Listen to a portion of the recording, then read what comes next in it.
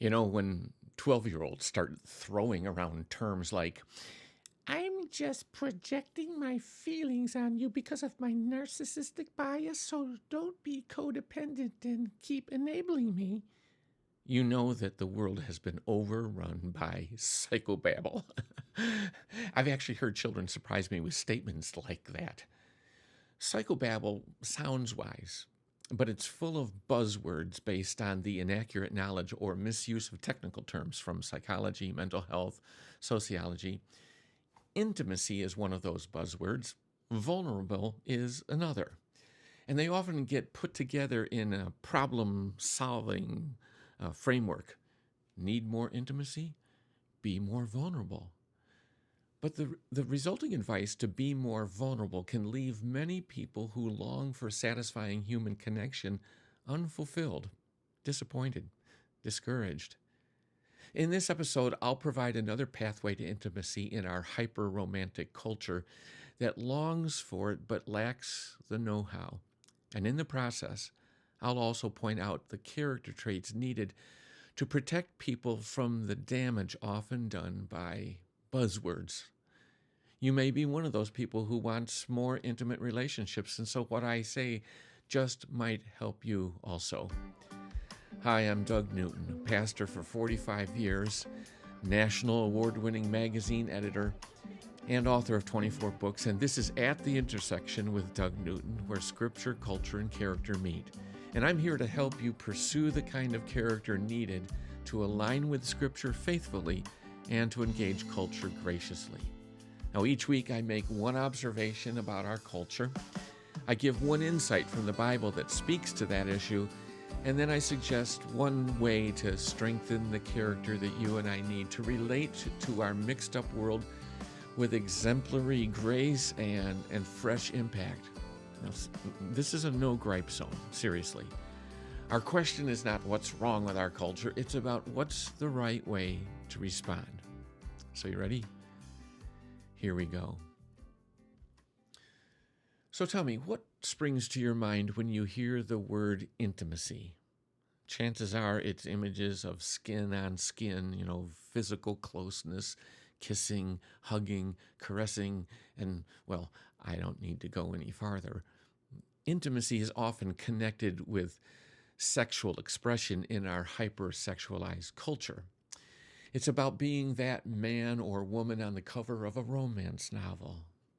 Well, would you try to wrench your mind away from that, at least for a few moments? What else do you think when you hear the word intimacy?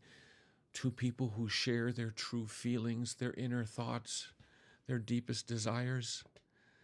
Well, for many people, that image triggers sadness due to an unfulfilled longing for a deeply satisfying relationship characterized by feeling known and understood, feeling accepted and wanted, and especially enjoyed. For other people, it triggers fear due to a threatening sense of worry about becoming known and then unwanted. I don't want to get too close to anyone. I'm afraid they'll find out I'm not a very interesting person. And I can't face that moment again where they just kind of drift away for someone better or someone more interesting. And then for other people, and this may be the most common reaction these days, the word intimacy triggers kind of a blank stare, a shrug of the shoulders. In this world of social media that has ironically brought about the demise of social skills, like conversation and personal interaction, it's easier just to scroll your way through life, keep your head down in your phone and settle for passive interaction instead of making the effort that intimacy requires. Having lost the how and the who of intimacy, we turn instead to the easier, who cares? Whatever the case, our culture sets people up for frustration and disappointment because it holds up this one idealized, almost romanticized view of intimacy and offers only one path toward that kind of intimacy. Our culture's portrayal of intimacy is a face-to-face, eye-to-eye, lip-to-lip, heart-to-heart, soul-to-soul relationship, and it recommends one Buzzword remedy. You guessed it. To find intimacy, you must be vulnerable. Share yourself, your true self. Don't hold back. Don't be afraid. How can you capture the interest and the closeness of others if you don't disclose yourself? Be vulnerable. Well, I understand the argument, and that may be one approach. However, that leaves many people loaded down with a really big burden. You mean it's on me? If I want to find intimacy, I have to capture the interest of another person enough to draw them close into intimate contact. I have to become a person someone else longs to be with. It's on me. I mean, do you realize how that advice can leave some people, even many, absolutely scared? They may not have the self-confidence for self-disclosure, but because that buzzword says that's what you have to do for intimate relationships, they try. And maybe too hard, and likely too hard, and maybe likely awkwardly. And then they may get crushed when their forced attempts at vulnerability simply reinforce their self-image as an unattractive or uninteresting person.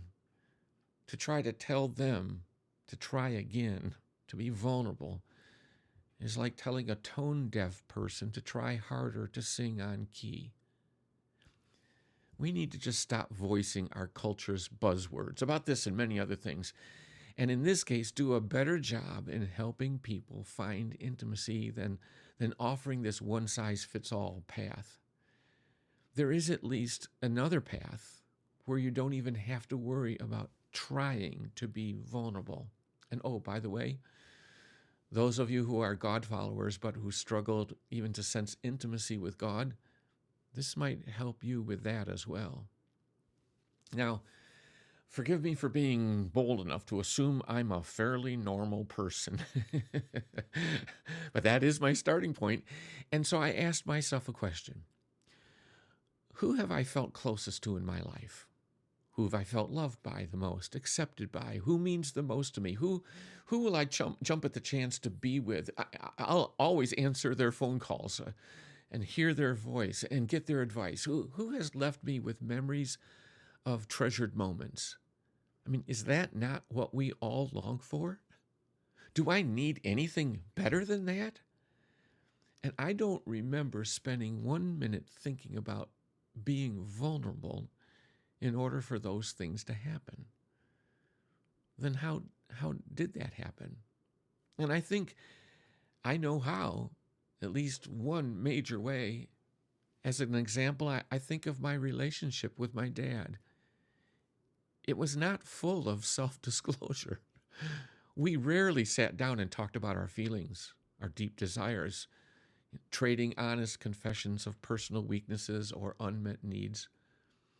I don't remember being intentionally vulnerable or even accidentally vulnerable. What I remember is working with my dad.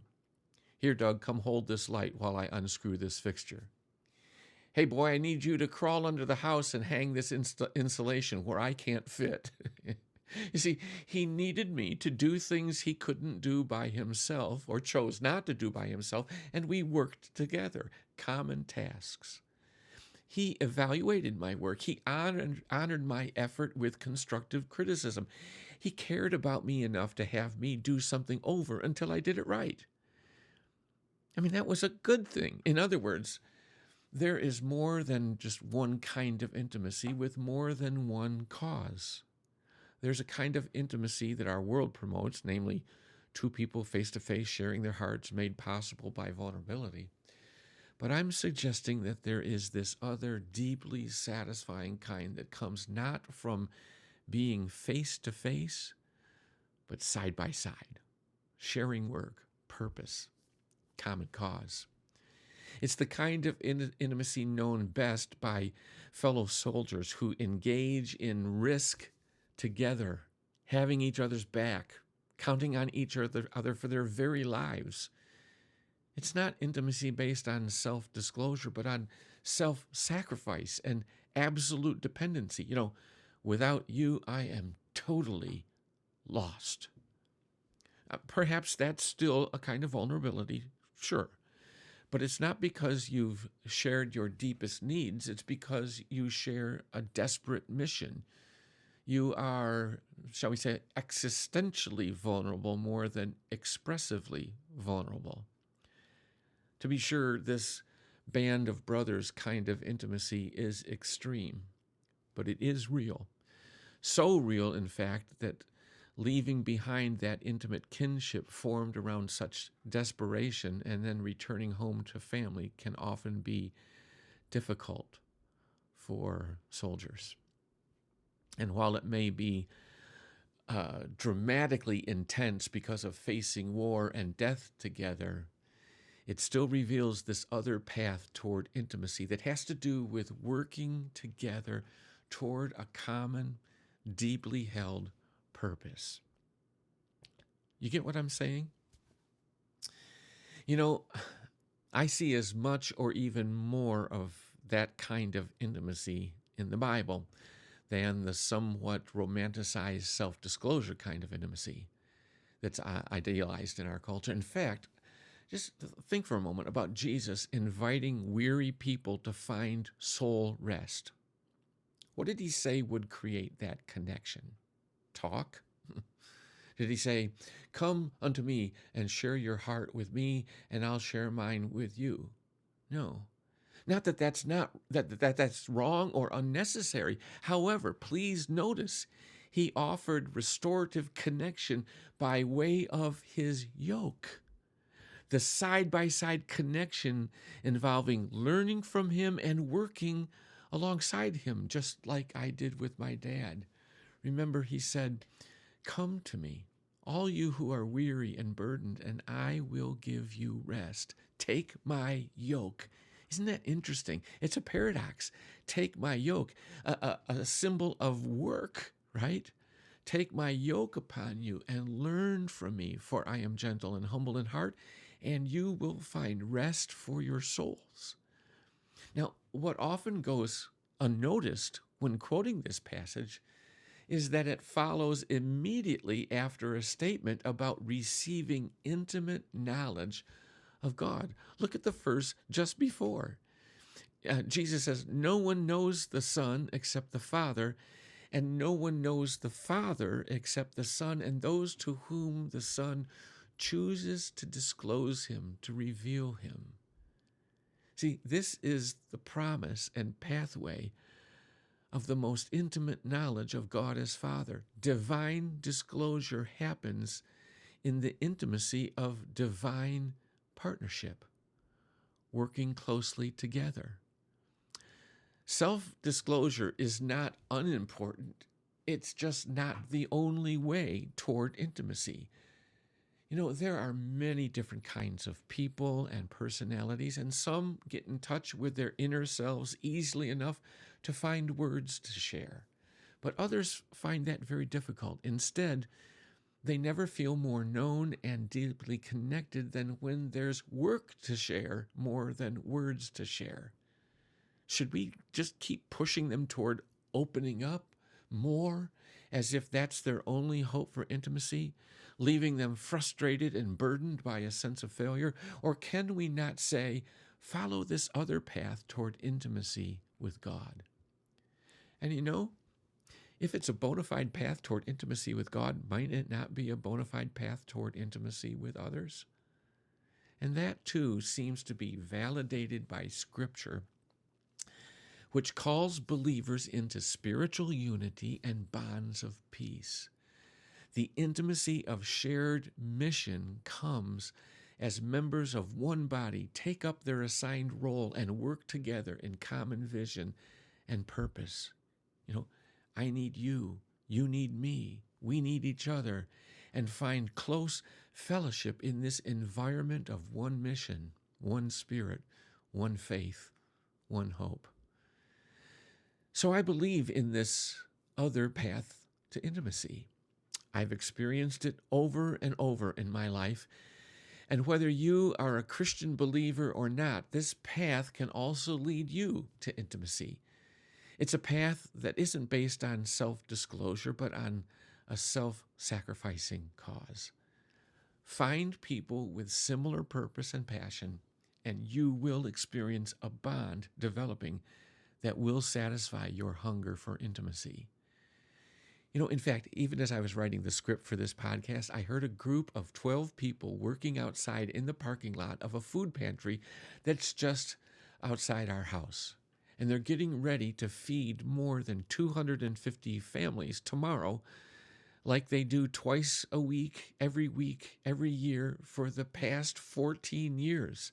These folks come together from different churches, different religions, or no religion at all around this one passion to help people out of food insecurity. And if you were to ask each one, they will likely say, we feel like family. Most of them have been together doing this for years, and they organize their lives around this common cause with each other. They sacrifice for it.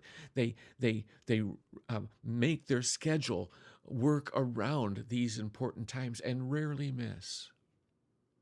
Why else do they keep doing this except that it brings a deep sense of camaraderie and fulfillment? Now, I started this episode suggesting that there's an element of character needed in order to engage our culture graciously. This is the mission of At the Intersection with Doug Newton. And here's the character idea for this episode. If it is the case, and I think it is, that our culture has a tendency toward thinking with buzzwords and offering buzzword solutions, which is what I've been exemplifying here today with this idea of intimacy and vulnerability, well, then we need to be more careful. Our solutions to problems like this unfulfilled desire for intimacy require more than buzzwords for people. We need to have the kind of respect, diligence, and humble honesty, and all of those are character traits, right? Required to offer help without hurting people with cliched, one-size-fits-all buzzword solutions. We've got to respect people enough to see them as unique individuals with all different styles of feeling, thinking, and relating. We need to be diligent enough to think problems through and not settle for buzzword analyses. And we need to be honest, humble enough not to present buzzword solutions that work for you as if they're the only options. So I've written another crosswalk for you this week. And it'll be online for you to get. The link will be at the end of this video. And I want to give you some time to reflect and even practice working against these buzzwords. For example, I'm going to get you thinking about some other popular buzzwords that are too simplistic or vague. I'm going to give you a couple of opportunities to consider and appreciate the uniqueness of every person so that you are less likely to think in a one-size-fits-all category, and help you with these traits of respect and diligence and humble honesty. Well, that's it for this week. If you appreciate what I am trying to do with this podcast, would you share it with your friends, and please subscribe to my Fresh Impact YouTube channel. In 24 hours, I'll have a permanent version on YouTube and an audio-only version for those who want to listen on the go. And all the information about the podcast, past and future, can be found on our website, and all the links can be found at the end of this video. Thanks so much again for tuning in. If you think that this podcast is a valuable resource and hope it will continue to be, would you leave me a comment and just send me an email? I appreciate those who are checking in and just telling me what it is that they appreciate. So I hope that you'll join me again next week at the Intersection with Doug Newton. I'm already looking forward to talking to you about our bubble wrap culture and how that lowers our ability to handle pain. In the meantime, remember, bust those buzzwords and really care about helping people, especially with finding intimacy. See you next time.